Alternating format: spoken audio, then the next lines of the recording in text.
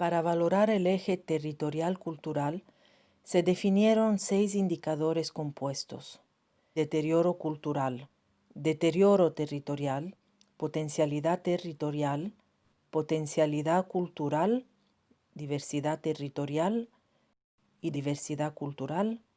El deterioro cultural se establece a partir de 8 indicadores. 1. Homogenización cultural. 2. Violencia a jóvenes. 3. Suicidios. 4. Madres menores de 15 años con hijos nacidos vivos. 5. Feminicidios reportados. 6. Cesáreas no justificadas. 7. Uso de anticoncepción hormonal. 8. Consumismo y despilfarro. El deterioro territorial es valorado a partir de 7 indicadores. 1. Huella ecológica. 2. Biocapacidad. 3. Fragmentación de ecosistemas. 4. Deforestación. 5. Expansión urbana desordenada. 6. Uso intensivo de plaguicidas y otros productos de la industria química. 7. Presencia e impacto negativo de actividades extractivas, prácticas intensivas y agroindustria. La potencialidad territorial se valora a partir de 6 indicadores. 1.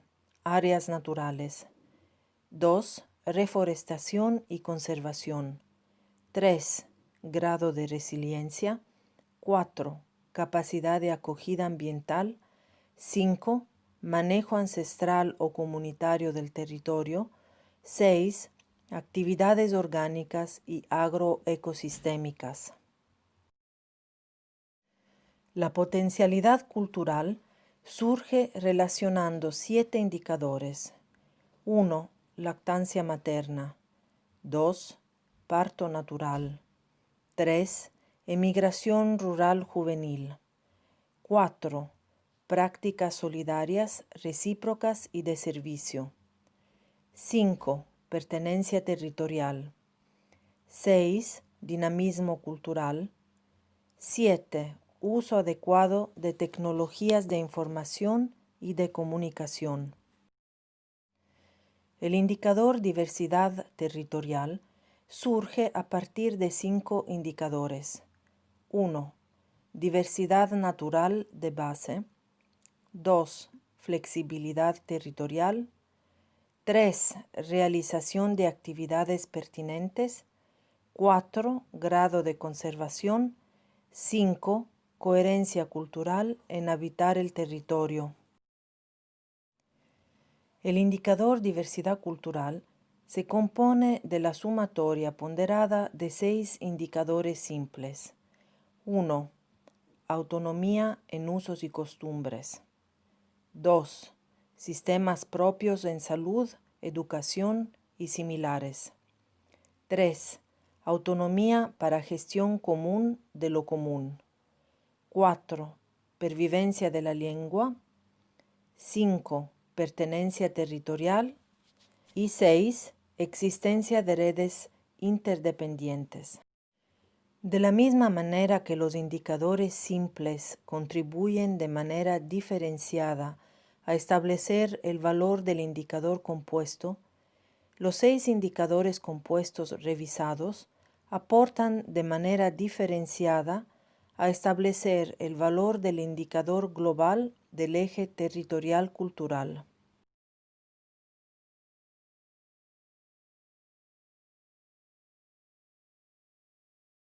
Para valorar el eje organizativo institucional, se definieron 6 indicadores compuestos por los siguientes: capacidad de regulación pública, capacidad del Frente Promotor del Sistema Mundo Moderno, capacidad del Frente Delincuencial, capacidad de movimientos y organizaciones sociales, capacidad de procesos alternos de carácter académico, político, cultural o ideológico y capacidad del Frente Eclesial Social. El indicador capacidad de regulación pública se compone de la sumatoria ponderada de 7 indicadores simples. 1. Marco constitucional y jurídico. 2. Capacidad institucional. 3. Funcionalidad al mercado y al sistema mundo moderno. 4. Orientación al bienestar. 5. Eficacia de políticas. 6. Dependencia del sistema mundo moderno. Y 7. Prácticas clientelares. El indicador que evalúa la capacidad del frente promotor del sistema mundo moderno surge a partir de 7 indicadores. 1. Primacía de partidos afines. 2. Incidencia de agencias y organismos multilaterales y de cooperación. 3. Agencias e incidencia de actores que concentran la riqueza. 4. Grado de agencia e incidencia de la banca. 5. Grado de incorporación en organizaciones de los discursos propios del sistema mundo. 6. Incidencia en la definición de visiones prospectivas. Y 7. Grado de configuración de estructuras de pecado. La capacidad del frente delincuencial surge relacionando 7 indicadores. 1. Prácticas de corrupción y estructuras de clientela. 2. Informalidad, exclusión y otras vulnerabilidades. 3. Prácticas ilegítimas no penalizadas. 4. Presencia e incidencia de mafias y similares. 5. Publicidad engañosa y otras áreas claroscuras. 6. Incentivos focalizados y políticas fragmentadas. 7. Estructura de reconfiguración del mal.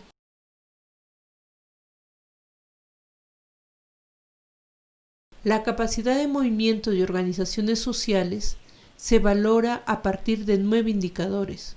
1. Diversidad organizativa. 2. Direccionalidad de organizaciones sociales. 3. Grado de articulación y colaboración. 4. Capacidad de agencia. 5. Sentidos de procesos cooperativos alternos. 6.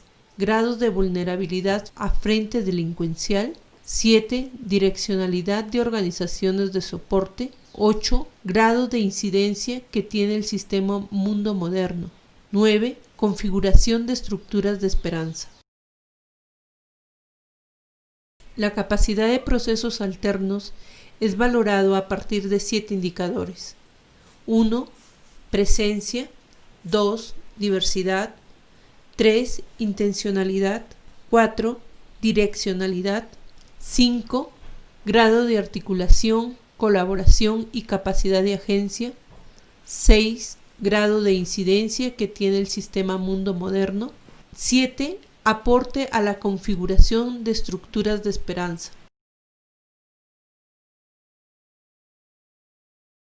El indicador capacidad del Frente Eclesial Social se establece a partir de 7 indicadores.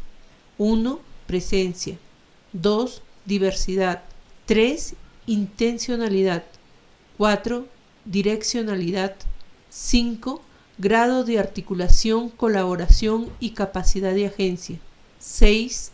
Grado de incidencia que tiene el sistema mundo moderno. 7. Aporte a la configuración de estructuras de esperanza.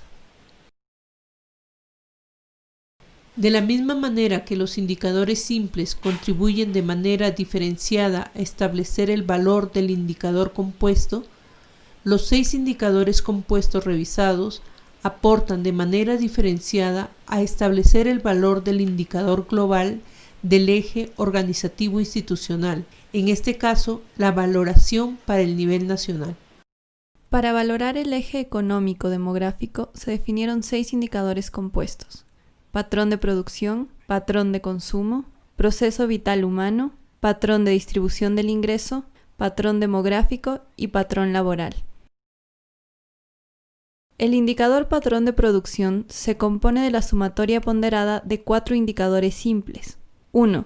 Rendimiento de la riqueza, es decir, el Producto Interno Bruto que se produce en un año en el Ecuador dividido por el número total de habitantes. 2. La composición interna de la economía. 3. La oferta alimentaria disponible. 4. la distribución de ventas según tamaño de las empresas. El indicador que evalúa el patrón de consumo surge a partir de 4 indicadores. 1. El grado de ahorro según estrato socioeconómico. 2. El tipo de alimentación que tienen los diferentes estratos socioeconómicos. 3. El acceso a salud y educación de calidad. 4. El grado de consumo en tecnología. El proceso vital humano se valora relacionando 2 indicadores muy potentes. 1.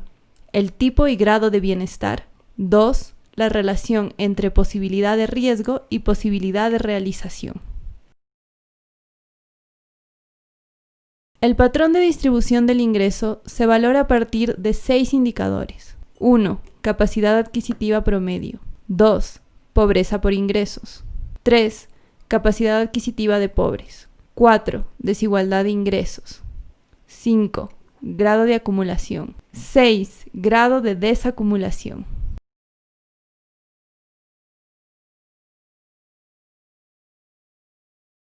El patrón demográfico es valorado a partir de 3 indicadores. 1. Las características actuales y tendenciales de la transición demográfica. 2. Las características de la migración o movilidad humana en Ecuador. 3. La composición demográfica según estratos.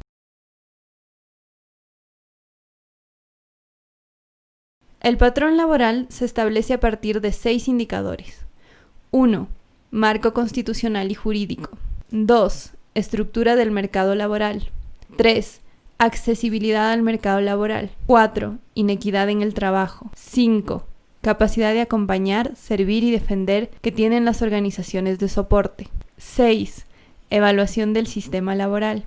Es importante señalar que este indicador, patrón laboral, se configuró en base en la investigación sobre mercado laboral y migración. De la misma manera que los indicadores simples contribuyen de manera diferenciada a establecer el valor del indicador compuesto, aportan de manera diferenciada a establecer el valor del indicador global del eje económico-demográfico a nivel nacional en el Ecuador. Esta valoración de los 3 ejes en el nivel nacional nos permite establecer en primer lugar que el único eje que aún mantiene valores positivos, aunque mínimos, es el eje territorial cultural, valorado en amarillo. En síntesis, este es el único eje o dimensión que todavía tiende en algo a favorecer la dignificación. Los ejes organizativo-institucional, valorado en color naranja, y económico-demográfico, valorado en color rojo, tienden claramente hacia el deterioro en lugar de hacia la dignificación. La institucionalidad público-privada tiende a favorecer la productividad inequitativa de la economía nacional ecuatoriana, la cual, a su vez, se mantiene gracias a la sobreexplotación de la riqueza natural y al sometimiento extremo de arreglos territoriales culturales que perviven desde las raíces ancestrales o que han emergido de manera más contemporánea.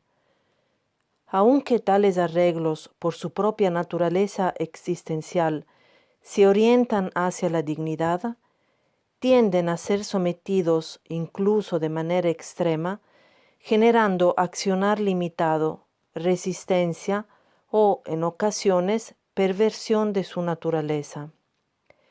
También los actores interesados en mantener y aumentar la productividad generan nuevos arreglos territoriales culturales de naturaleza perversa, que se orientan a legitimar local, regional y nacionalmente el accionar orientado al aumento de la productividad.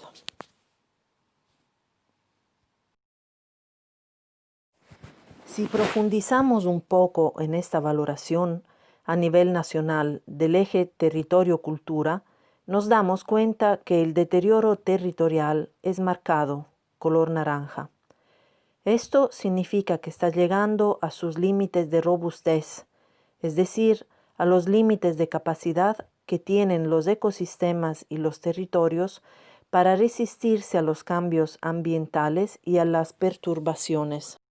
El deterioro cultural es marcado, color amarillo. Esto parece surgir de dos tendencias que se refuerzan entre sí. De un lado, los valores y prácticas del sistema mundo se imponen por doquier. Se promueve la ampliación y diversificación del consumo de lo desechable y de lo superfluo, descuidando la responsabilidad por no despilfarrar, no dañar y no contaminar. Esta es la estrategia del avasallamiento, de la imposición de prácticas culturales.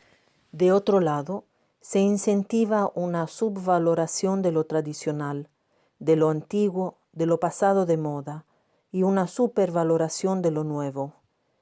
Dentro de estas nuevas pautas culturales, es importante notar que se estructuran prácticas orientadas al deterioro de lo femenino y de quienes por su naturaleza detentan gran potencialidad creadora, jóvenes, mujeres y recién nacidos.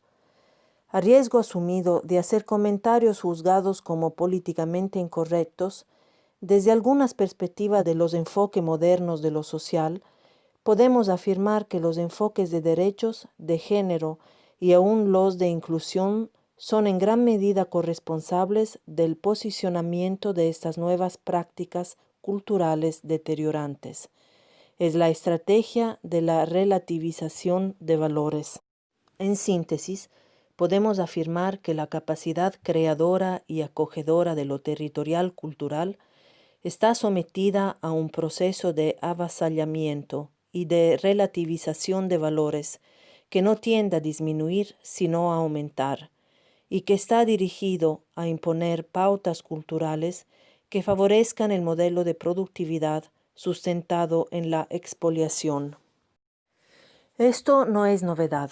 Por el contrario, es la continuidad de las ideas de progreso a cualquier precio con las que nació y aún se mantiene el sistema de Naciones Unidas. En sus inicios, en 1951, el Departamento de Asuntos Sociales y Económicos de la ONU señaló la ruta a seguir. Hay un sentido en el que el progreso económico acelerado es imposible sin ajustes dolorosos. Las filosofías ancestrales deben ser erradicadas. Las viejas instituciones sociales tienen que desintegrarse. Los lazos de casta, credo y raza deben romperse, y grandes masas de personas incapaces de seguir el ritmo del progreso deberán ver frustradas sus expectativas de una vida cómoda. Muy pocas comunidades están dispuestas a pagar el precio del progreso. En el caso de lo organizativo institucional, la baja valoración, color naranja, significa que las estructuras y las prácticas de las instituciones, tanto públicas como privadas, no están orientadas al bienestar de las personas que más lo necesitan. Tampoco están orientadas a la preservación y mejoría de los ecosistemas, que son la base material y espiritual de la existencia. Por el contrario, están orientadas a facilitar la expoliación y degradación de los ecosistemas, considerándolos como recursos naturales, al mismo tiempo que favorecen la acumulación concentrada del capital a expensas de la gran mayoría que trabaja y vive en inequidad, precarización y exclusión. Al revisar los indicadores compuestos, constatamos que, aunque existe un amplio marco jurídico y constitucional, los arreglos institucionales públicos privados en Ecuador se orientan hacia el favorecimiento de la productividad o hacia arreglos clientelares, de corrupción o francamente delincuenciales. Esta situación no tiende a mejorar, por el contrario, parece que empeorará. De otro lado, la acción colectiva de los movimientos sociales están muy influenciadas por los enfoques contrahegemónicos y modernizadores. En consecuencia, la acción a favor de la vida no logra superar la protección a niveles bajos y paradójicamente se hacen funcionales a los intereses del sistema mundo moderno. Esto último también ocurre a las organizaciones eclesiales. Estas, además de apoyar desde la protección, logran desarrollar un accionar un poco más amplio de servicio.